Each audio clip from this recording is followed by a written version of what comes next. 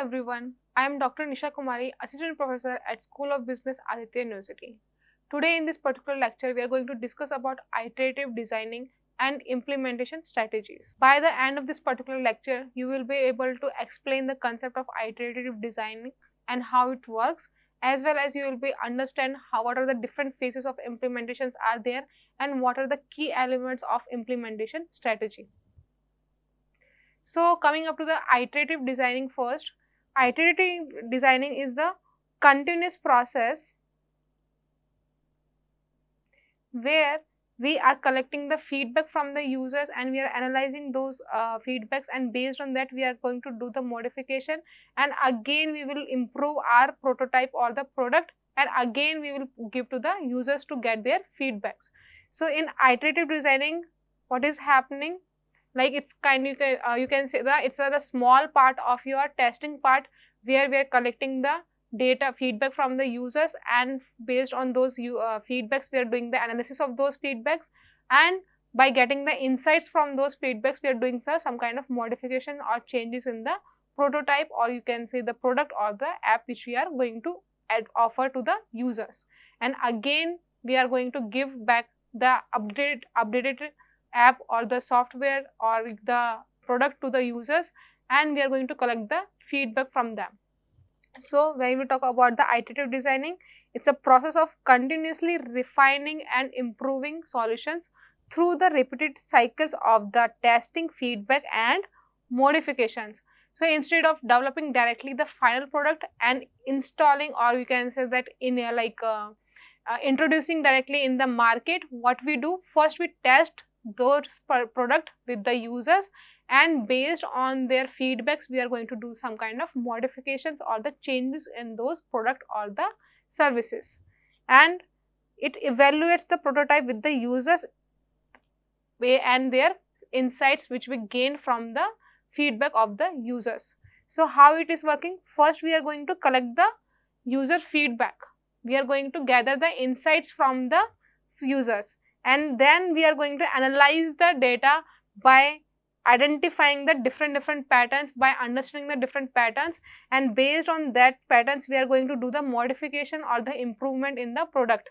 and again we are going to retest the prototype with the users, and we are going to get the feedback from there, and whether we are fixed the problems which they were facing previously or not, we are going to verify from the users. So again we will repeat the same cycle.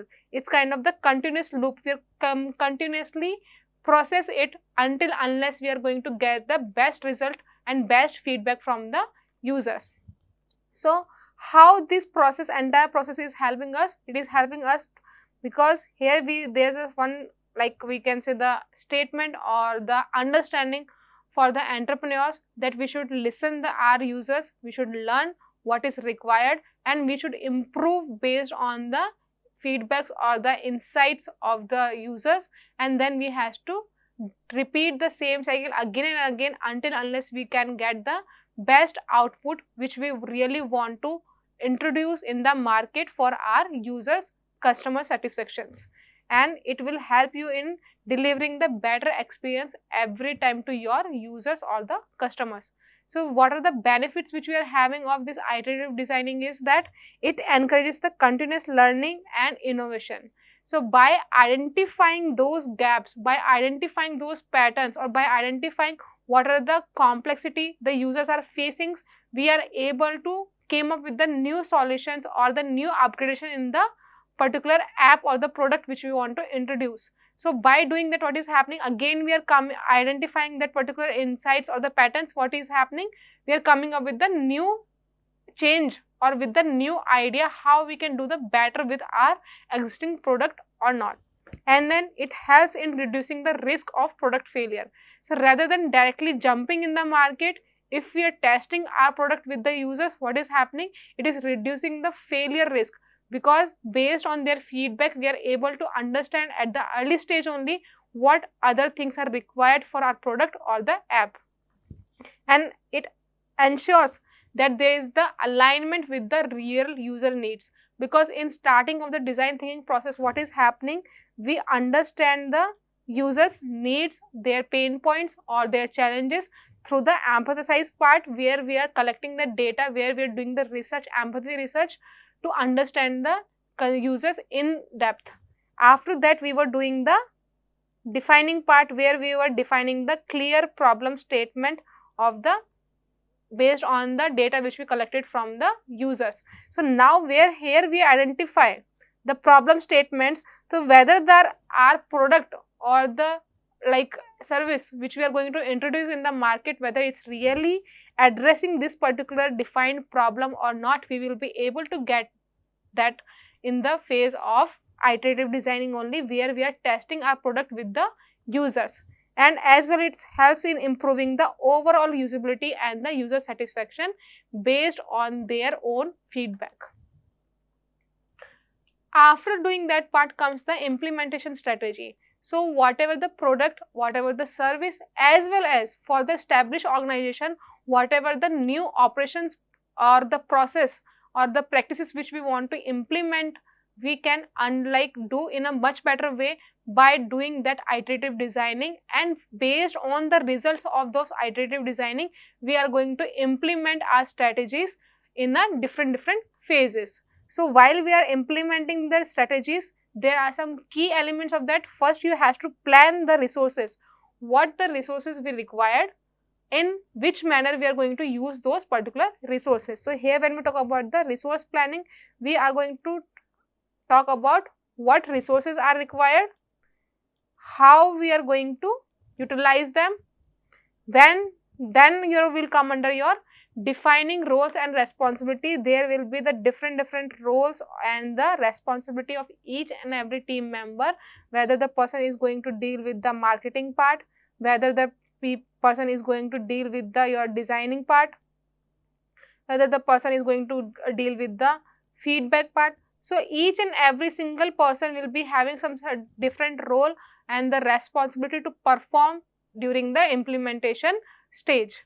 And we are going to establish some kind of timelines, that these are the timelines by this particular time which we has to be prepared with the what we can say WIP, work in process product or finished product, or by this particular time we should be able to implement our strategy in the market. So we should set the all the estimated timelines and we should work in that way to achieve those timelines.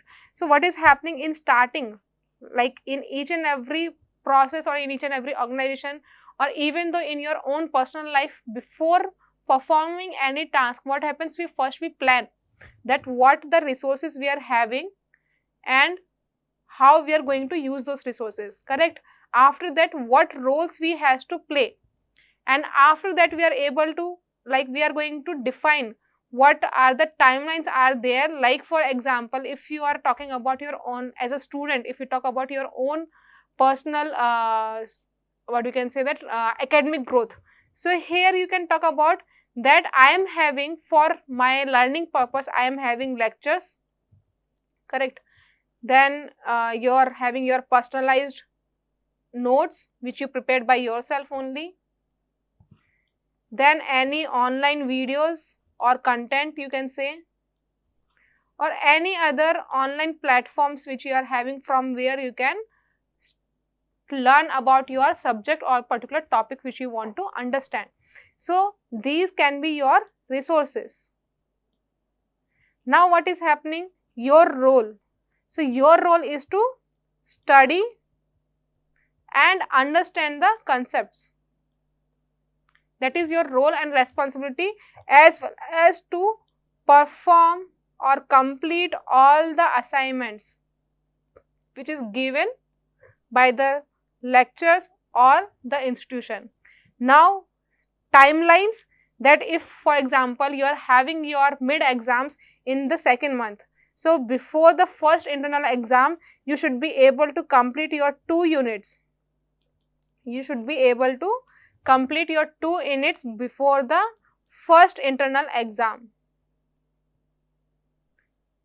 And then risk management, if you are not able to complete because of your any health issues or any family problem, XYZ reason, because of any reason, if you are not able to complete your syllabus before your first internal exams, what things you can be followed. For example, you can do some kind of crash course, or you can say you can go through from some 2 hours lecture and all online lectures.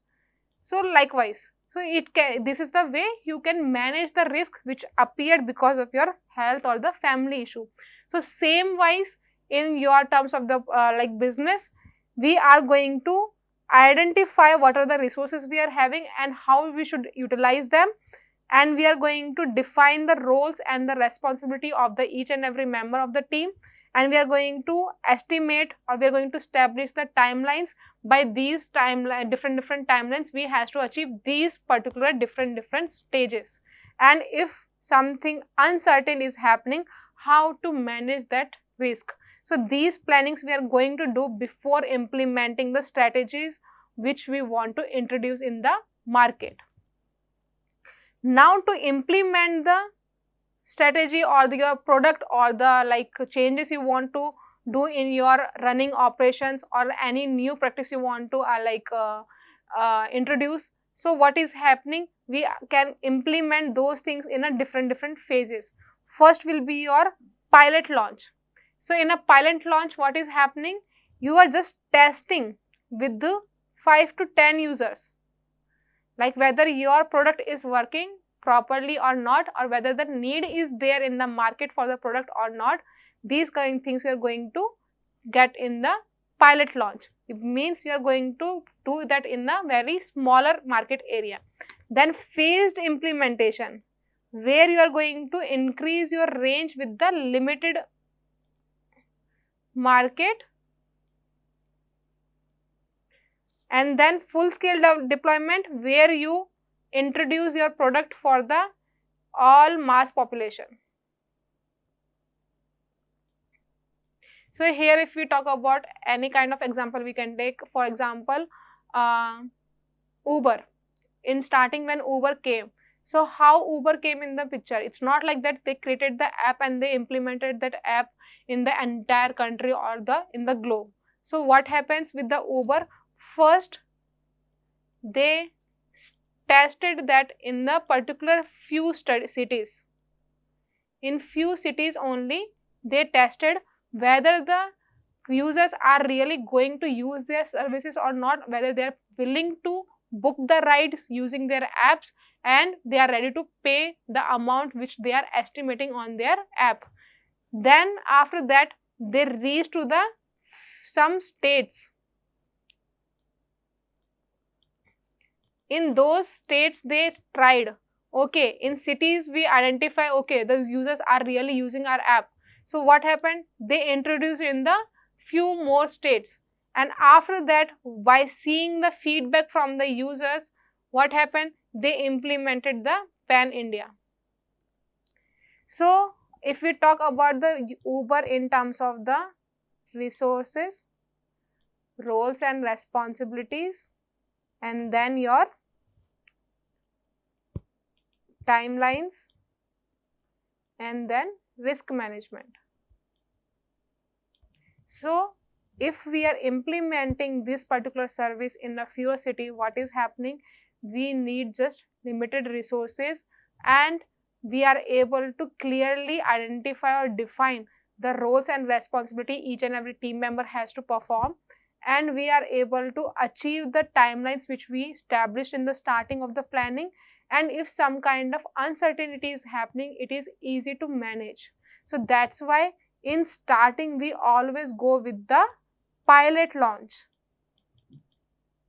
Here in this particular case, when the Uber came starting in the picture and they introduced their app just for the few cities, that was their pilot launch, where they were testing whether the users are really going to use their app or not, because need was there. They identify the need by following the entire design thinking process.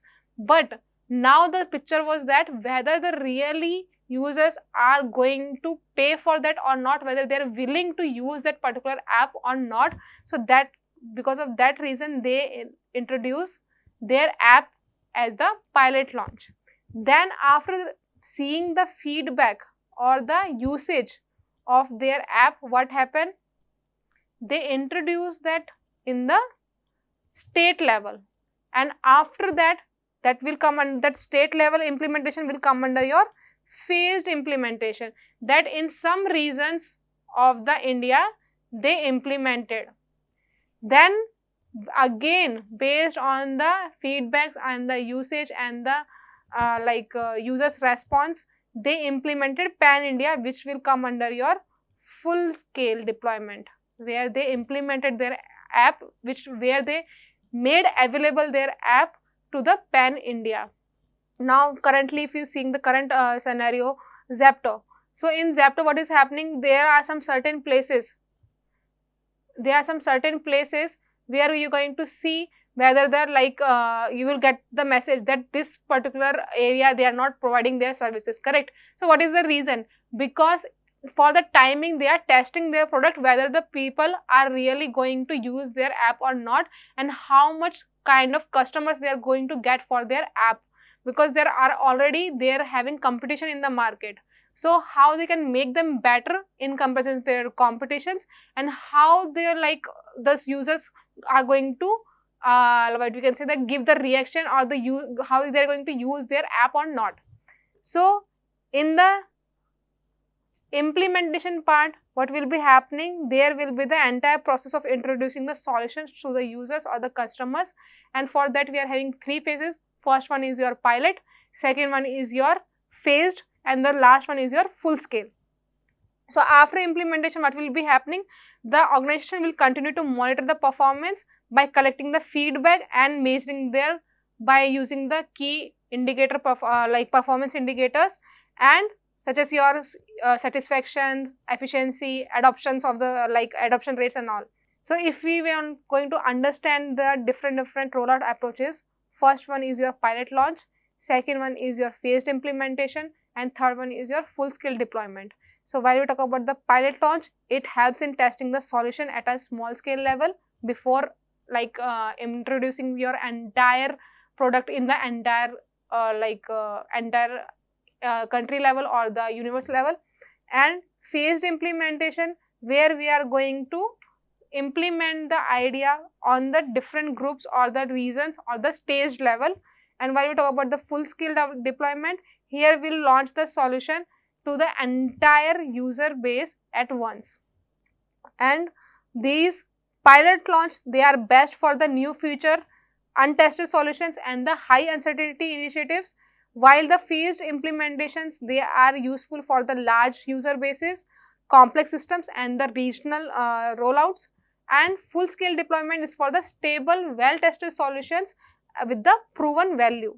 Then when we coming up to the iterative designing, in wholesome, when we talk about iterative designing, helps in the continuous improvement by doing the testing and collecting the feedback and doing some kind of modification based on those feedback which we collected from the users in our product or the app or the services.